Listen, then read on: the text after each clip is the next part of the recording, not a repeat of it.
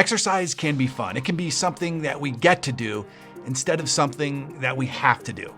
We've been told a lie that exercise has to be frustrating, painful, and boring, that you need to have a ridiculous amount of discipline, and that's just not true.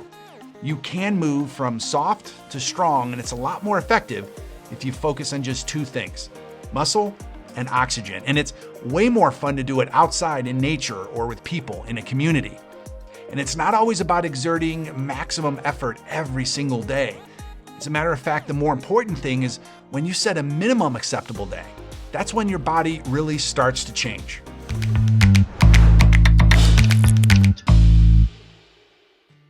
All right, welcome to week 3 of H40. I actually pray that you're starting the day with Adam, and that you're happening to the day and you're not letting the day happen to you. People loved our take on food in week 2, and eat is really going to be huge for you. For most people, it really simplifies things. It gives them what we call a loose framework, which brings me to an important point. I started a software company almost 20 years ago, so Real Flow and Lead Flow. And this helps people build wealth through real estate investing. And it didn't really take us too long to figure out that people needed a lot more than just technology or tools. They needed education, they needed coaching. So we developed that. We actually showed them exactly what we were doing in our own business to do over 100 real estate deals a year. So fast forward 6 to 9 months, and we were really surprised that not all of our students were actually building big businesses. Some were doing really good, but far too many weren't even getting their business off the ground. And we had this major sort of aha moment, like this light bulb moment, when we started to loosen up the framework a little bit. Because we realized that not everyone was doing real estate full time. They might have been just trying to build a business as a side hustle. And that business is going to look different than, let's say, my business. That's when we started to integrate this thing we call loose framework theory. And that's how we've built Freedomology. You're watching me right now, and you probably have many similarities with me and maybe even the other people watching this video. But I think that your situation is unique to you. That's why you are such a critical part in this. We're giving you a framework, but it's not so prescriptive that you have to do every single thing that we say in order to have success. I hope that makes sense, because we're guiding you on a path where you're gonna get incredible results if you apply the essence of what we're coaching you on. So remember, we talked about the blue zones last week. So those parts of the world where people are living past 100 years old. Many of these people have a similar muscle mass and a body weight, let's say 80 or 90 years old, that they did at 30. Let's contrast that with what happens to most people. Most of us actually peak at around 30 years old from a physical perspective, and then we begin to decline. We lose 3 to 8% of our muscle mass each decade. And that might not sound like much, but over time that compounds, and that sort of leads us down a slippery slope. Again, this is about falling in love with your life and the gift of life itself. So see if we can make a mental shift here to view movement and building muscle as something you actually get to do, not something that you have to do. The fact that you have a body that functions, the fact that you can move and build muscle, man, that is a gift. Think about it. There's gonna come a day in your life when you're no longer going to be able to walk or even run. And there's gonna come a day when we have to let go of our bodies, and we're gonna have to wait what comes next. And that day is coming for all of us. But that day is not today. Today, you're alive, I'm alive. You're breathing, I'm breathing. Our bodies are capable, so we wanna use them, we wanna move them. We wanna see if we can find real joy in just movement. So now, do we really need muscle? Is muscle that important? The short answer is yes, it's vitally important. Here's why. 3 huge important things happen to all of us, male or female, when we add muscle to our bodies. Muscle helps us play better. This health span thing that we keep talking about is real. We don't just want to live a long life, we want to live a great life. We want to be healthy. And research has shown that the higher your muscle mass, the lower your risk of all-cause mortality. Muscles do more than move us. They regulate our bodies and allow us to do what we want to do whenever we want to do it. This could be 25 or 95. Muscle also helps us feel better. So muscle tissue burns more calories at rest than fat tissue. This means that the more muscle you have, the higher your basal metabolic rate, BMR, is. Essentially, the more energy your body is going to burn even when it's doing nothing. This increased metabolic rate helps us to manage our body weight, our energy levels. It enhances our moods, it reduces stress, reduces even chronic pain. Also, it helps with cognitive function. It makes us smarter, and that makes us feel good. Muscle helps us look better. And I know that you probably never look in a mirror, and you're probably that one person who has this never-ending reservoir of self-confidence and high self-image. But for the rest of us, building muscle can enhance our body image and self-confidence. It can lead to a greater sense of accomplishment and self-worth, as crazy as that sounds. So you put all three of these together, and it's really like your old high school coach used to say: look good, feel good, play good. Muscle is good for the body and the mind. Now let's talk about oxygen. So weight training is considered an anaerobic exercise. And there's many big, strong guys who go to the gym every day, and they really don't believe in any type of aerobic exercise. Well, I'm here to tell you that muscle and oxygen go together like an Oreo cookie.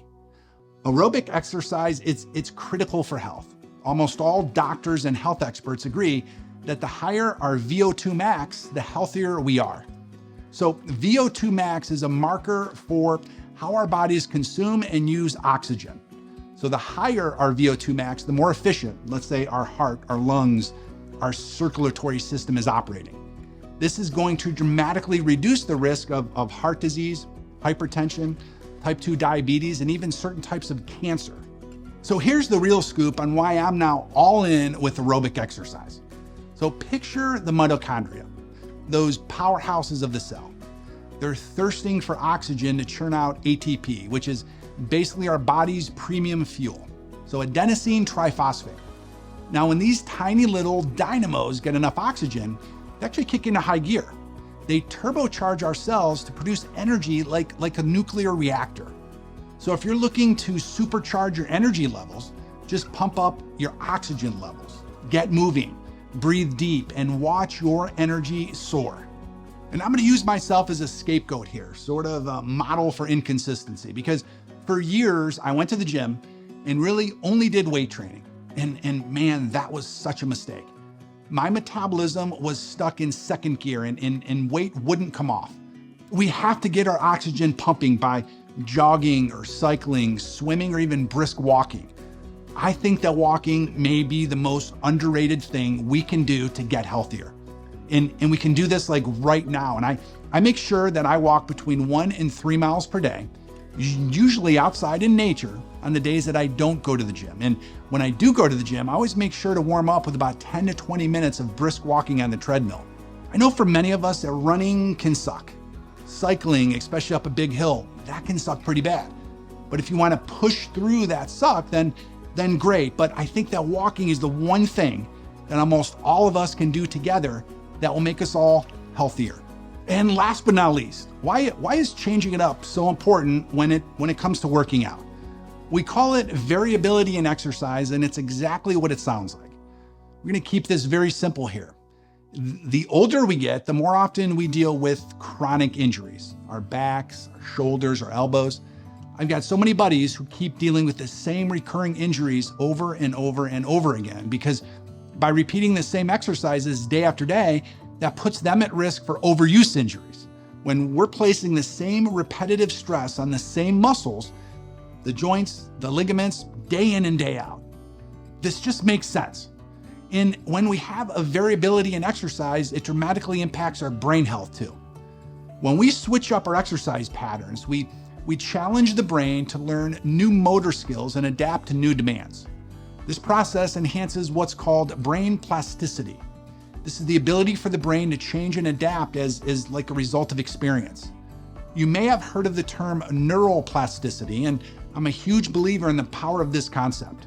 Simple things like maybe changing the hand that we brush our teeth with, or taking a new route to work each week. Whenever we do these new things, we actually get smarter because we're creating a new neural pathway. And to be honest, if I could take just a moment and describe why I feel like I'm a living testament to this. Some people have good hair days and bad hair days.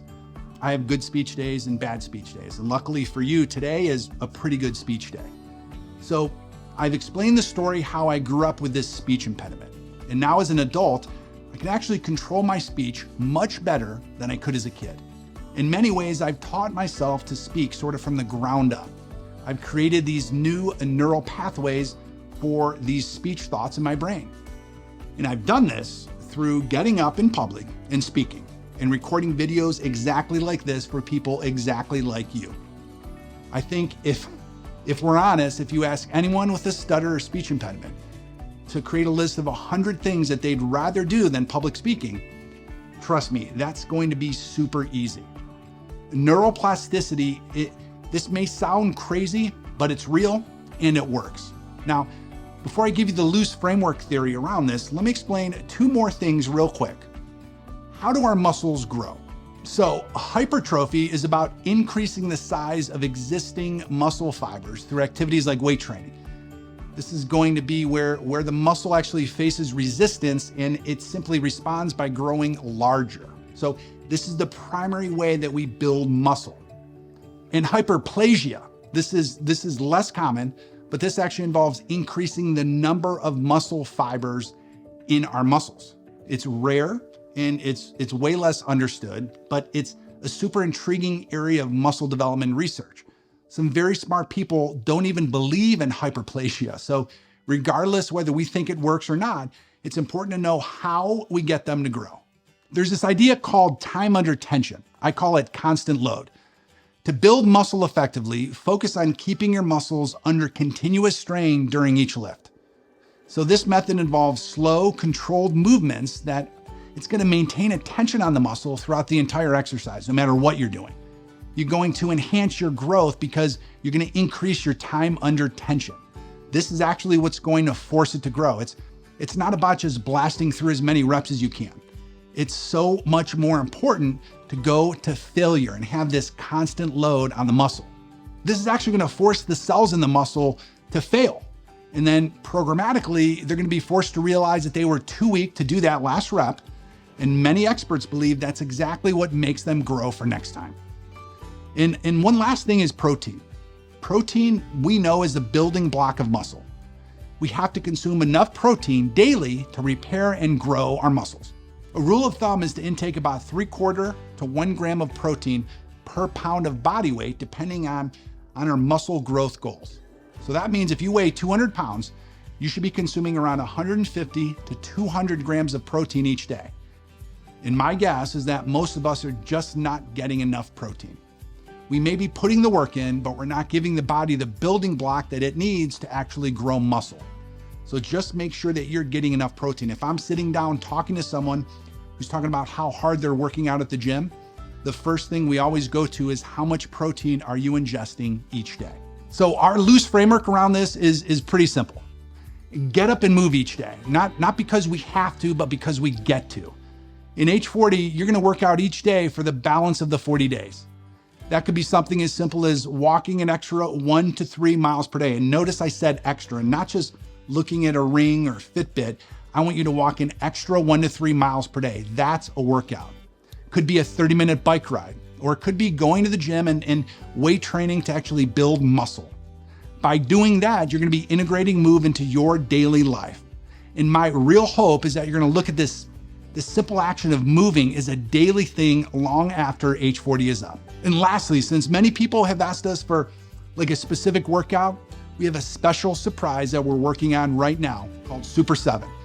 This combines weight training with cardiovascular training and built-in flexibility or lengthening of the muscle tissues all in one. We're creating a separate video on Super 7 for you to check it out.